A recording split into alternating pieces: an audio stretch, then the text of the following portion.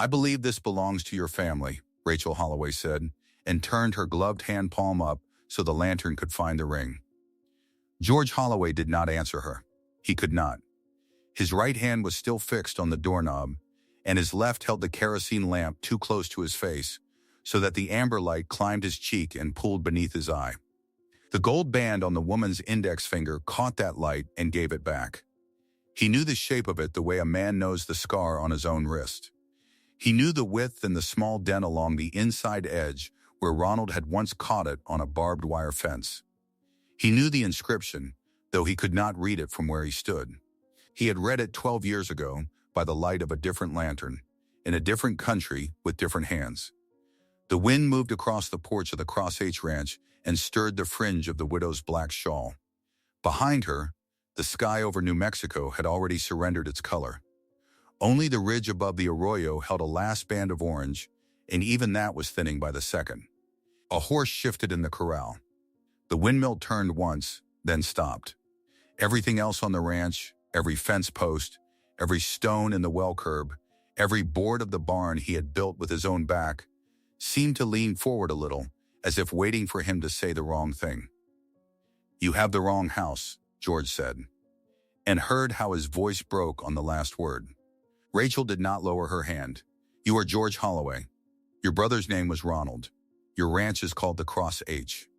You have lived here since 1873. I have not come to the wrong house, Mr. Holloway. I have come to yours." She was younger than her morning dress made her look. 38, perhaps, with light olive skin and straight black hair pulled into a low bun so severe that not a single strand had escaped. Her eyes were dark and dry. There were no tears in them, and there were no tears waiting behind them either. That was the part that unstrung him. He had prepared, in the many nights he had allowed himself to imagine this moment, for grief. He had not prepared for a woman who had already finished her grieving before she ever stepped onto his porch. "May I come inside?" she asked. "The wind is cold, and I have ridden a long way to speak with you." He should have refused. Later, in the years he had left, he would go over this moment and count every one of the 10 small refusals he could have offered. Each one a door he might have closed instead of the one he was still holding open. He might have said his wife would not permit callers after dark, though he had no wife. He might have said the road to town was easy in the moonlight, though it was not. He might have simply shut the door and let her stand there until the cold drove her back to whatever wagon had brought her. Instead, he stepped aside. The Cross H had been built for a man who intended never to be found. Now, in the space of a breath, it had been found. And the woman who had found it walked past him with the calm of a person who had rehearsed every step, and set her small carpet bag down beside his stove as though she meant to stay. She did not remove her gloves. She did not remove her shawl.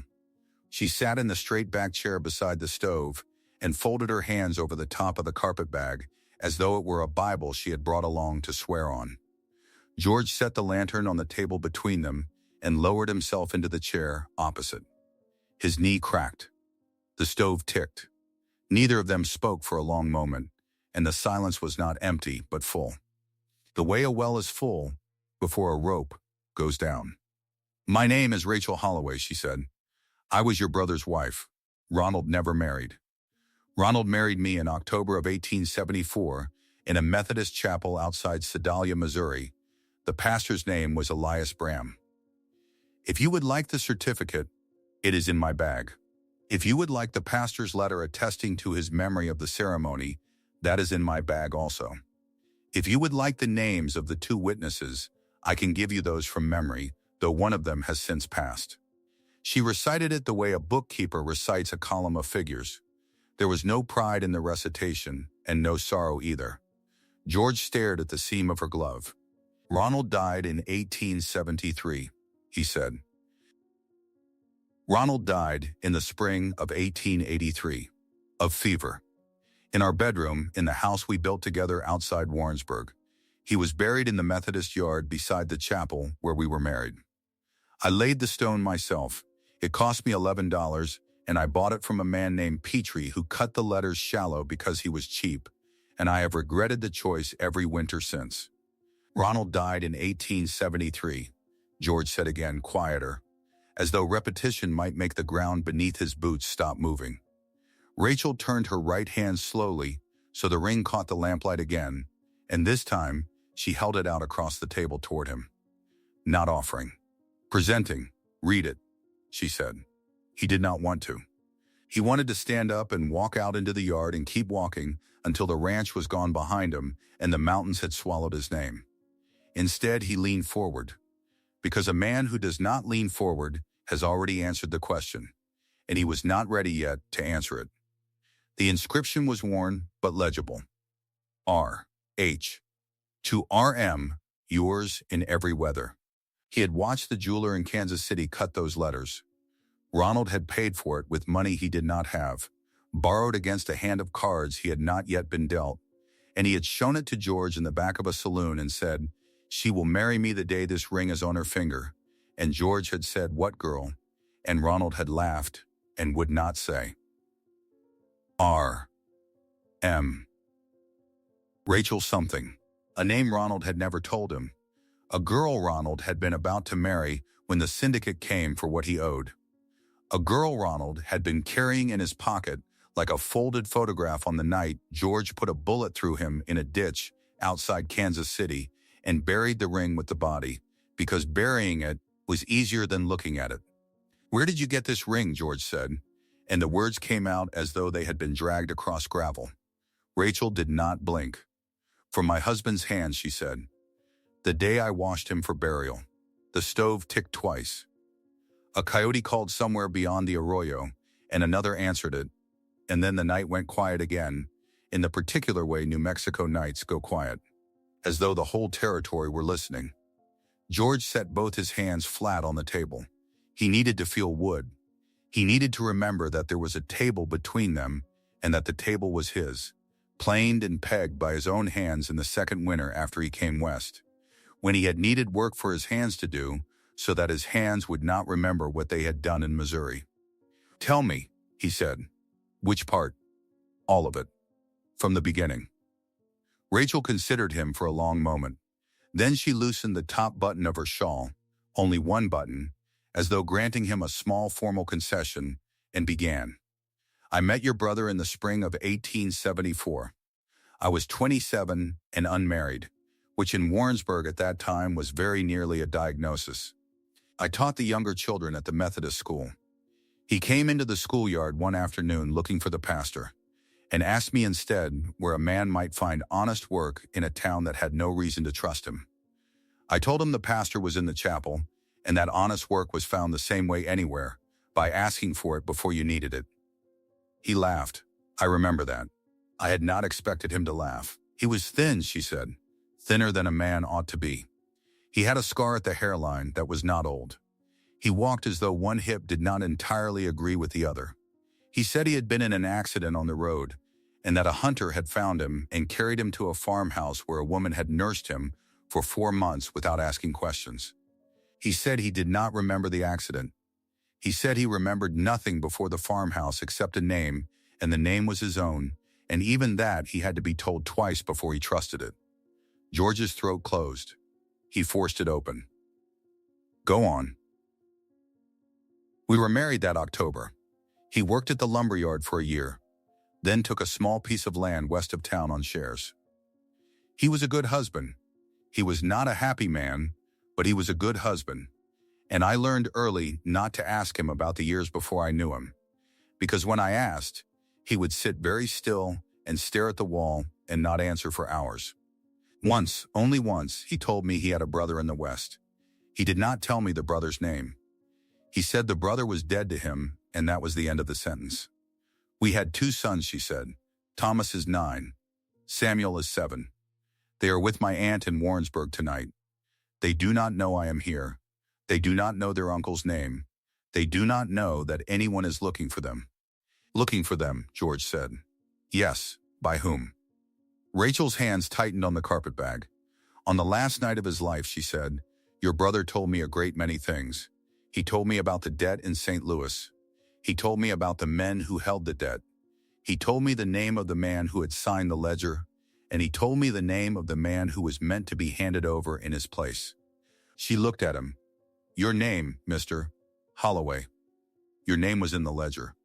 George stood up. He did not know he was going to stand until he was standing. And then he did not know where to go, so he crossed to the stove and put his palm flat against the iron, because the iron was hot and he needed something honest against his skin. The burn came slowly. He let it come. My name, he said, not turning. Yours, in Ronald's hand.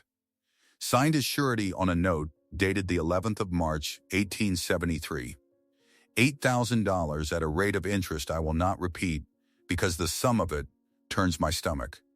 The note is still in the syndicate's ledger. I have seen a copy. My husband told me where to look, and after he was in the ground, I went and I looked. He signed my name. He signed your name. George laughed. It was not a good laugh. It came out of him like something dislodged. That thieving, half-drunk son of a... He stopped himself. He put his other palm on the stove. The pain kept his voice level. He signed my name. He believed you would pay it, Rachel said quietly. He told me that too. On the last night. He said he had believed, in the spring of 73, that if the men came for you, you would find the money somehow. He said he had been a coward and a fool, and that he had put your name down because your name was the only currency he had left. He said he was sorry. He said it more than once. I did not accept the apology on your behalf. That was not mine to accept. George turned around. His hands were shaking. He did not try to hide it. You said they are looking for your sons. The note has never been retired. In their bookkeeping, the debt passed to Ronald's heirs when he died. Ronald has 2 sons. The syndicate is patient. It is not sentimental about the ages of children. It is, however, sentimental about ledgers. A man in St. Louis named Corbin holds the book now. He wrote me a letter in April. He wrote me another in July. The second letter mentioned the school Thomas attends. He wrote it as though he were being helpful. Jesus, George said.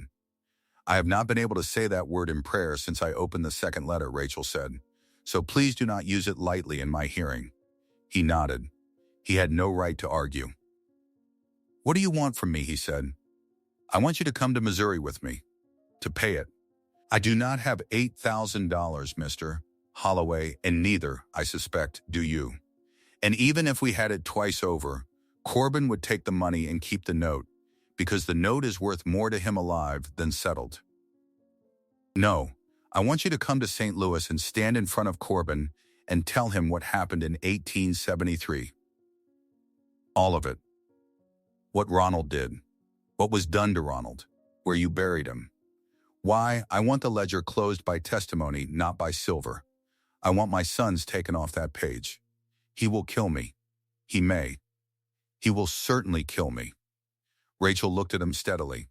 Then my sons will live, she said. And you will have paid a debt that was written in your name, whether you signed it or not. The stove ticked.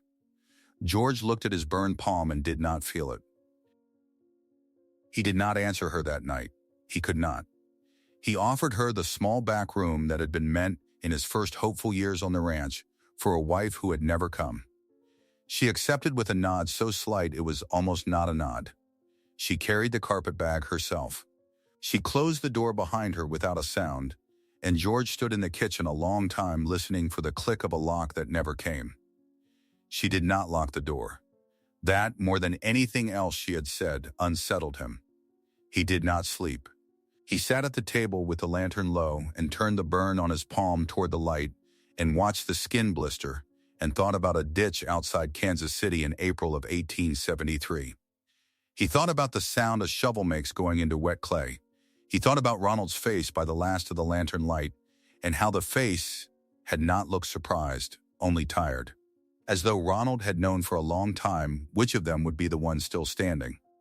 Toward dawn, he went out to the barn and saddled the buckskin and rode the fence line to the north corner and back, not because the fence needed checking, but because his body needed to move against something. The sun came up over the ridge and put a rose color on the adobe of the ranch house. He sat the horse and looked at the place he had built and thought, I am about to lose this. Whichever choice I make, I am about to lose this. When he came back in, Rachel was at the stove. She had made coffee. She had found the tin without asking and measured it correctly. She set a cup in front of him and one in front of the chair opposite and sat down. "I have been thinking," George said. "Yes, there are questions I did not ask you last night. Ask them now. Why did you wait 2 years?" Rachel did not look away. Ronald died in the spring of '83. The first letter from Corbin came in April of this year. Before that, I did not know Corbin's name, or that the ledger still existed, or that any man was watching my sons. I knew only what Ronald had told me on the last night, and what Ronald had told me on the last night was the confession of a dying man to his wife. It was not a plan. It was a burden. I carried it alone for 2 years because I did not know what else to do with it. When the letter came, I knew. Why come alone? Who else was I to bring? A sheriff. To what county would I take this, Miss Holloway? The county where my husband was buried under a different name for 4 months in '73. The county where you shot him. The county where Corbin keeps his ledger. Tell me which sheriff, and I will consider it. He drank the coffee. It was very good coffee, better than he made for himself. Why the ring on your index finger, he said. She looked at her own hand as though she had forgotten it was there. Because it was not given to me by the man who wore it. It was given to me by his memory. I did not feel I had the right to wear it as a wife. I wear it as a witness. George set the cup down. "I will ride with you," he said. "God help me, I will ride with you." There was a great deal to arrange, and only a little of it was the sort of arrangement a man puts into words. He told his foreman, a laconic Tejano named Emiliano, who had been with the Cross H 9 years and would have taken a bullet for the place, that he was going east on family business and did not know when he would be back. Emiliano did not ask, what family? Emiliano had never heard him speak of family in 9 years, and the sudden appearance of a woman in a morning dress at the ranch house had answered a question he had been too polite to ask. He said only, "How long do I run the place before I run it as my own?" George said, "A year. After a year, it is yours to sell or to keep as you see fit, and there is a paper in the strong box that says so." Emiliano nodded once and went out to see about the horses. The paper in the strong box was written that afternoon. George wrote it slowly, in the small, careful hand he used for cattle tallies, and he sealed it with wax from a candle Rachel held for him without being asked. He wrote a second paper as well.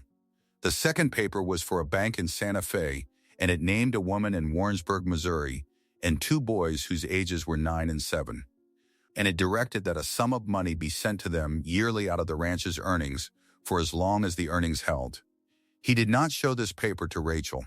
He put it in the same strong box and locked it, and gave the key to Emiliano and said, "If I do not come back by the first snow of the year after next, you will know what to do." Rachel spent the day in the back room. She did not come out except once, to ask for water, and once again at dusk, to ask whether he had a map of the country between Las Vegas and the Missouri line. He gave her the map. She took it back to the room and did not emerge until the following morning. They were to leave at first light on the 3rd day. On the 2nd night, George could not sleep at all. He lay on top of his quilt in his clothes and watched the ceiling and listened to the house. He heard Rachel moving in the back room. He heard her open her carpet bag and close it. He heard her go to the window and stand there a long time. He heard her sit down on the edge of the bed and not move for what felt like an hour. Then he heard her open the bag again. There was a small sound he did not recognize at first. It was the sound of paper being unfolded very carefully. Then it was the sound of paper being folded again. Then it was the sound of a woman weeping without making noise, which is a sound a man does not hear so much as feel. A pressure change in the walls of a house, a lowering of the air. He did not go to her. It was not his place. He lay in the dark with his hands folded on his chest like a corpse and thought, "She is grieving. She is grieving her husband on the last night before we ride to avenge him. Whatever else she is a widow, and I am about to help her carry her dead across a border." He believed it. That was the trouble. He believed it entirely. He rose before the first light and dressed by the cold stove. The house was still. He went out to the barn to bring in the horses, and it was in the barn, in the gray half-hour before dawn, that the world tilted under him. The buckskin was saddled already. His saddle, his bridle, his bedroll strapped down the way he always strapped it, with the double loop on the near side, because a single loop worked itself loose on long rides. But he had not saddled the buckskin. He had come out to saddle the buckskin. Someone had done it for him, and done it exactly the way he did it, from watching him. He stood in the barn door a long time. The buckskin turned its head and looked at him, and made the soft blowing sound it made when it was ready to work. Beside it, Rachel's mare was also saddled. Her carpet bag was tied behind the cantle. A rifle he did not recognize was in a scabbard beneath her stirrup leather. A rifle. She had not shown him a rifle. He walked back to the house slowly. He was not thinking clearly yet. He was thinking the way a man thinks when a piece of ice slides down inside his shirt, all sensation and no words. He came in through the kitchen door. Rachel was at the stove. She was pouring coffee into 2 tin cups for the ride. She was humming, very low, under her breath, a tune he did not know. "You saddled the horses," he said. She did not turn. "I did not want to keep you waiting. You strapped the bedroll with a double loop. I saw how you did it yesterday. You saw how I did it yesterday when I was showing Emiliano how to tighten the girth on the sorrel. You were not in the yard. You were in the back room with the door closed." She turned then. The tin cup was still in her hand. Her face had not changed. That was the thing he would remember afterward, the way her face had not changed at all. "I watched from the window, Mr. Holloway. The window in the back room does not face the yard." A silence. He crossed the kitchen and took the cup from her hand and set it down on the table so that he could see both of her hands. She let him. She did not resist. She stood very straight with her hands empty at her sides and looked at him with an expression that was almost, but not quite, patience. "There is a rifle on your saddle," he said. "A woman rides alone at some risk. You did not tell me you had a rifle. You did not ask." "Rachel," she flinched. It was the first time he had used her given name. It was also the last small crack in the mask, and she seemed to know it because she did not look away this time either. She looked at him and let him see her looking, and the patience thinned out of her face, and what came up behind it was not patience at all. It was calculation. Cold and quick and finished, like a sum a bookkeeper has already carried down the page. "George," she said, and it was the first time she had used his given name too.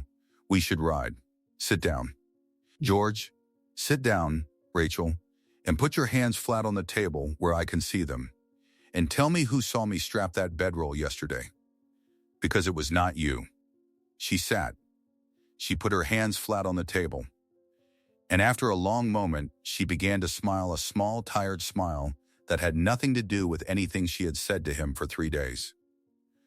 "There is a man in the arroyo," she said, "about 400 yards north. He has been there since the second night. He watched you strap the bedroll yesterday through a spyglass. He watches the house every night. If I do not walk out of this door with you within the hour, he will ride, and by tomorrow evening there will be 4 more men on the road from Las Vegas. And by the day after that there will be 12. You cannot outrun 12. Neither can I." George did not speak. He was standing at the corner of the table with his hand near, but not on, the pistol on his hip. He had put the pistol on before going out to the barn. He was glad now that he had. "Ronald is dead," she said. Her voice had gone flat. All the Methodist widow had drained out of it, and what was left was drier, harder, and older than her 38 years. "Ronald has been dead since April of 1873. He died where you left him. He was not found alive by a hunter. He was found in a mudslide in the spring of 1884 by a man laying track for the railroad. The mud had preserved the ring. The rest was bones. I know because the man who found him was my brother. Your brother. My brother Callum works for Corbin. Has worked for Corbin since he was 17. When he brought the ring back to St. Louis, Corbin recognized the inscription from the old ledger, and Corbin recognized an opportunity. The debt had gone cold. No heir had been found. And here at last was proof of what had happened to the man whose name was signed at the top of the page, and the initials of the man whose name was signed at the bottom. "There is no wife," George said. "There are no sons. There is a wife. There are sons. They are mine. I am a widow.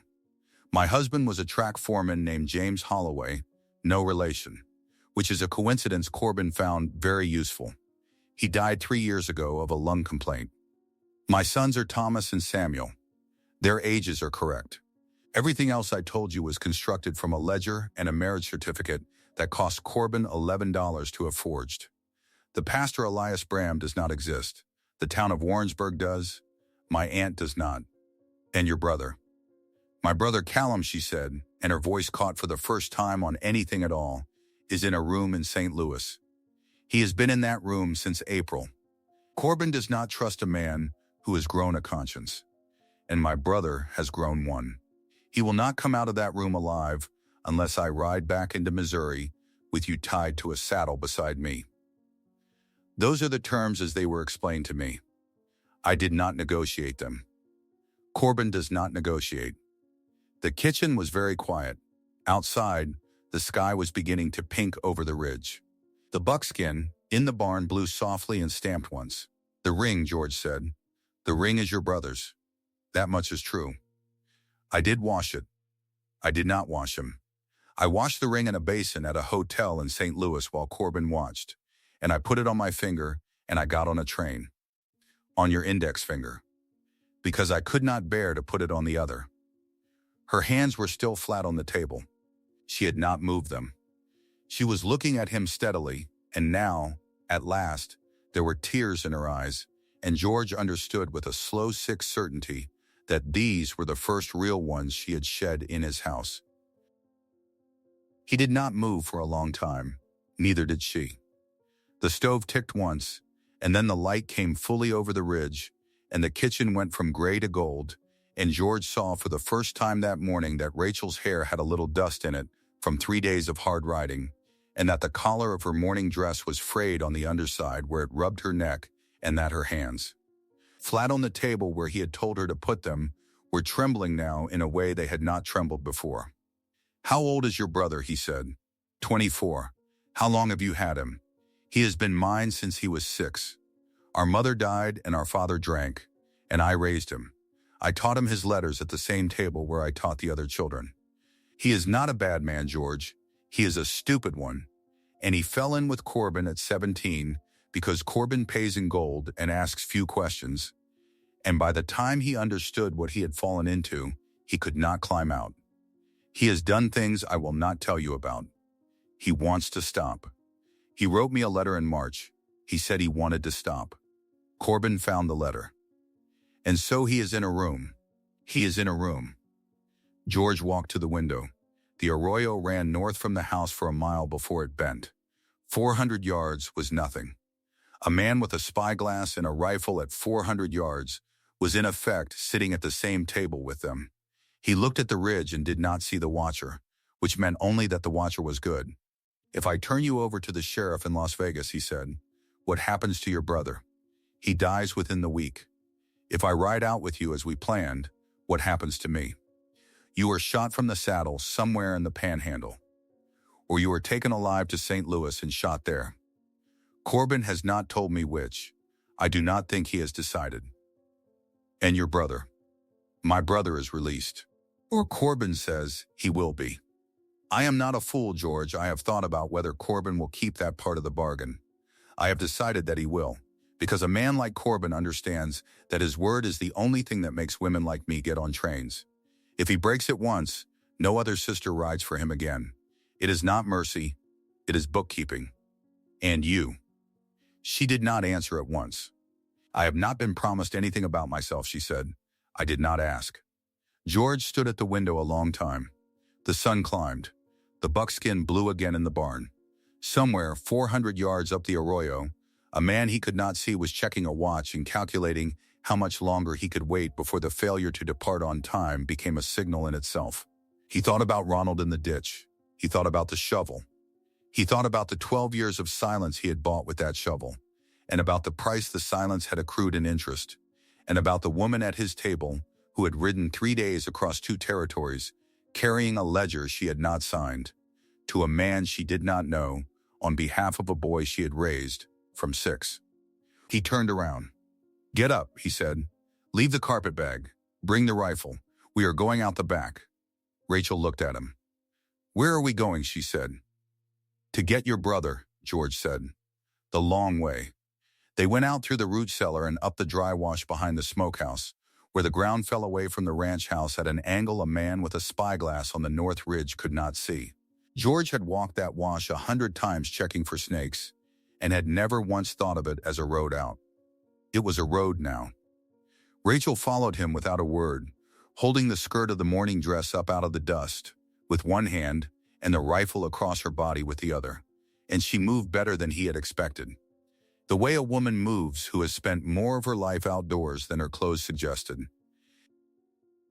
At the mouth of the wash he stopped and looked back once. The ranch house stood in the new sun exactly as it had stood the evening she knocked on the door. The windmill turned. The corral gate was open where Emiliano had left it. He had built the place with the intention of never being found, and the place had been found, and now he was leaving it. And he understood as he looked at it that whether or not he ever came back, the man who had lived there was already gone. That man had died at the kitchen table an hour ago, when a widow had put her hands flat on the wood and told the truth at last. He caught Emiliano at the horse tank and spoke to him for 2 minutes, low and fast, in Spanish. Emiliano's face did not change. When George was finished, Emiliano nodded once and walked toward the barn without hurrying, as a foreman walks who has been given his morning's work. The buckskin and the mare would be led out into the yard on schedule. The bedrolls would be untied and retied. The watcher on the ridge would see 2 saddled horses standing empty a little longer than expected. And then he would see a Tejano foreman lead them back into the barn, and then he would see nothing at all for a while, and by the time he understood what the nothing meant, they would be 6 miles gone on 2 fresh horses Emiliano kept in a side pasture the ridge could not see. They rode east, not north toward the Missouri road, which was what Corbin would expect, and not south toward the Mexican line, which was what a guilty man would choose. East, across the flats, toward a spur of the Santa Fe Railway that would carry 2 passengers to St. Louis by a route no ledger in Missouri had ever accounted for. George did not tell Rachel his plan for St. Louis. He was not certain he had one yet. He knew only that a boy of 24 was in a room, and that the woman riding beside him had raised that boy from 6, and that the debt written in his name in a ledger 12 years ago had come due at last, and that a man pays what he owes. They rode until the ranch was gone behind them. Rachel did not look back. She rode with the rifle across her saddle and her back very straight, and once, only once, she reached down and touched the gold band on her index finger as though to make certain it was still there. Then she folded her hand into her rein and did not touch it again. Whether they reached St. Louis, whether the boy came out of the room alive, whether George Holloway ever again saw the ridge and the windmill and the adobe walls he had built against the sky. The country between the Cross H and the Missouri line does not record. The wind blew across the flats behind them, and the dust closed over the tracks, and the sun climbed, and they rode on. If you have followed Rachel and George to the edge of this story, take a moment now to like this video. Leave a comment telling us what you believe happened when they reached St. Louis. And subscribe to Hollister's Frontier Tales for more stories from the country where debts are never truly buried, only waiting. Nothing came easy. Everything was earned.